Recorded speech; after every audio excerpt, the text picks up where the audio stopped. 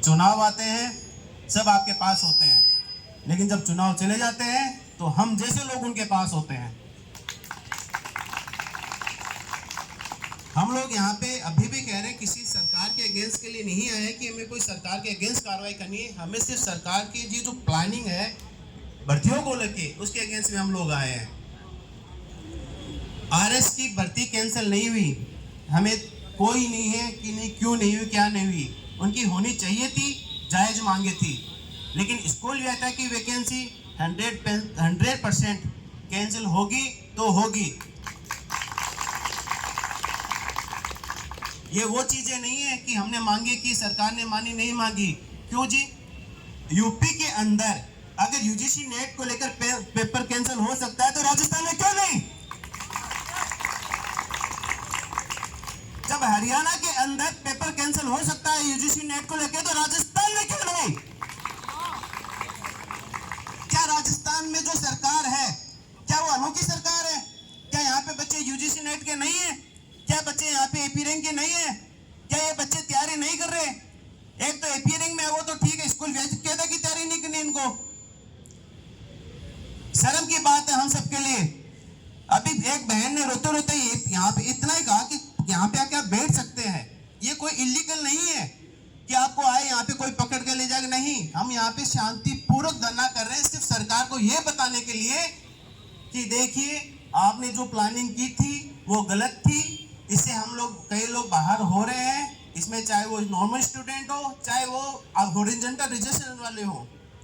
तो कृपया करके इस आंदोलन में आप सहयोग करें, बहुत अच्छी बात है, लेकिन अगर आप सहयोग ना करें तो नकारात्मक बातें ना फैलाएं। मेरी सभी से यही विनती है कि अगर आप सहयोग कर रहे हैं बहुत अच्छी बात है, लेकिन नेगेटिव बातें यहाँ पे ना फैलाएं। एक भर्ती कैंसिल होगी तो होगी। बाकी सरकार में से मुझे थोड़ी सी ये है कि हम लोग तो एक आम आदमी है। कुछ लोगों ने मैंने कुछ ट्वीट्स पढ़े थे, उसमें कहा गया था कि मनोज जी हैं वो कुछ ना कुछ राजनीतिक रूप से इसको मतलब आगे कर रहे हैं। क्यों जी? मनोज जी का एमकॉम का पेपर है या एमएससी अपीयरिंग कर रहे हैं? इनका कौन सा बीएड बाकी है? इनको कौन सा स्कूल व्याख्याता बनना है? क्यों बैठे ये? इनको मैंने फोन किया था एक दिन पहले ही, जब शुरुआत से पहले, कि यार मनोज जी ऐसी स्थिति आ गई है, अपीयरिंग वाले बच्चे और ये यूजीसी नेट के सामने आ रही है। उन्होंने मुझे एक ही वर्ड कहा, आप लोग सब मिलके आओ, हम मिलके करेंगे। ये है मिलके टीम वाली भावना, तो तालियां इनके लिए होनी चाहिए। इसमें इन्होंने चुनाव नहीं लड़ लेना है कि आप लोगों से एमएलए बन जाएंगे, नहीं। 30,000 बच्चों से या 1 लाख लोगों से एमएलए नहीं बनते हैं, वो भी अलग अलग राजस्थान के लोगों से। इसको बोलते हैं निस्वार्थ भावना।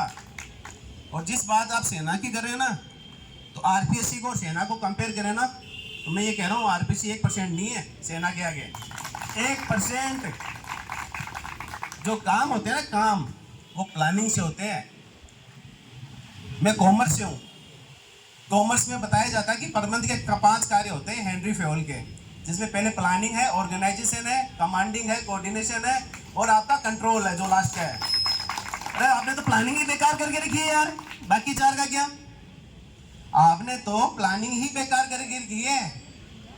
और ये प्लानिंग है ना, आपने ये उस तरह से कर दी है जो पुराने लोगों में लोग फैमिली प्लानिंग करते थे, ठीक है? आपकी प्लानिंग 1800 जब मतलब पुरानी सदी में जब लोग फैमिली प्लानिंग करते थे, एक घर में बच्चा होता नहीं था कि मारवाड़ी में कि आप लोग जापो शुरू हो जाता है। तो मेरी आरपीएससी से अभी ये है कि मॉडर्न जमाना है, हेनरी फेवल को ले लीजिए, प्लानिंग तो अच्छी कीजिए कम से कम। आपने एपी रैंक यूजीसी नेट भी साथ रख दी, ठीक हाँ या ना? यूजीसी नेट साथ में है, एपी रैंक वाले बच्चे साथ में है, ऊपर से आपने असिस्टेंट प्रोफेसर के इंटरव्यूज रख दिए, है ना? और कल देख लीजिए आरएस की एग्जाम भी है, उसमें कई तो ऐसे हैं जिन्होंने स्कूल व्याख्याता में भी और आरएस की एग्जाम भी दे रहे हैं। तो ये बताओ कि बच्चा करे क्या?